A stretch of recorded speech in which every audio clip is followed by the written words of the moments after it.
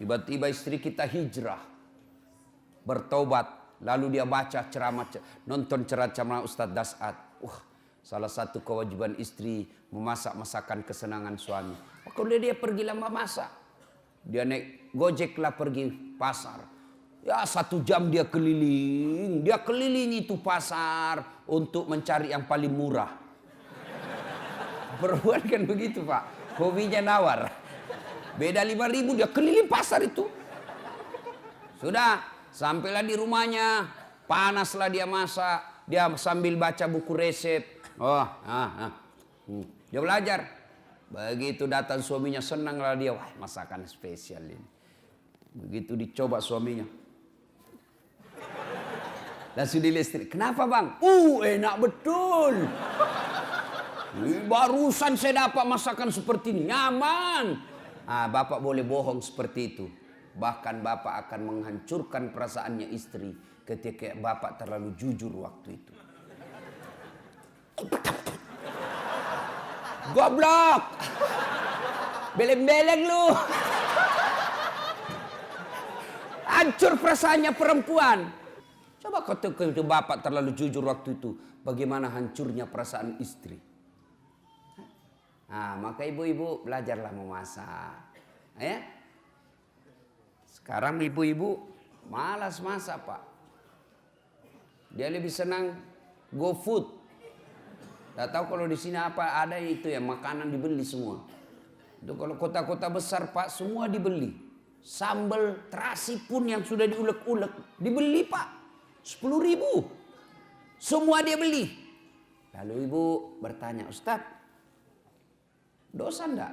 Saya bilang selama suamimu ridha, tidak keberatan, tidak berdosa. Tapi ingat, tidak ada pahala yang bisa kau kumpul untuk masuk surga.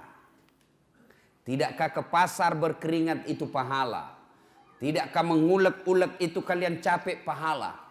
Tidakkah anda ibu memasak itu pahala? Ketika proses itu tidak kita alami, proses membeli ke pasar, proses mengupas, proses memasak, proses menggoreng, tidak ada semua proses itu, maka tidak ada pahala yang kalian dapat. Dan ketika pahala anda tidak ada, maka apa harapanmu masuk ke dalam surga? Apakah orang masuk surga karena tidak punya dosa? Ibu-ibu, apakah orang masuk surga karena tidak punya dosa? Kalau orang masuk surga tidak punya dosa, maka tidak ada isinya surga kecuali Muhammad sallallahu alaihi wasallam. Hanya satu manusia yang tidak punya dosa, dialah baginda kita Muhammad sallallahu alaihi wasallam. Kalau kita ini muka-muka penuh dosa semua ini Pak. Lalu kenapa orang bisa masuk surga? Ketika ditimbang pahalamu dengan keburukanmu, timbang punya timbang, ternyata lebih banyak pahala kebaikanmu daripada dosamu, akhirnya kau masuk surga. Itu sebabnya. Maka ibu-ibu, memasak adalah pahala. Maka mulai besok masaklah.